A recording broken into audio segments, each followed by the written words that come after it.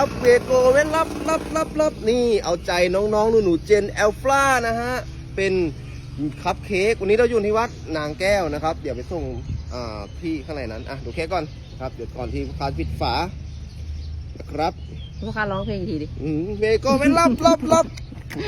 เคป๊อป อันนี้เป็นคัพเค้กฮะเขาเรียกตูเลยเนี่ยเป็นเคป๊อป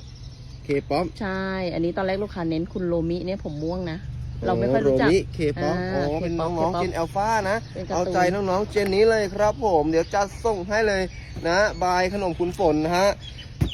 เค้กแปลกแหวกแนวต้องที่นี่เลยฮะราชบุรีเมืองนะครับแต่วันนี้อยู่ที่วัดนางแก้วนะเดี๋ยววันนี้ออเดอร์แรกก่อนนะให้น้องๆ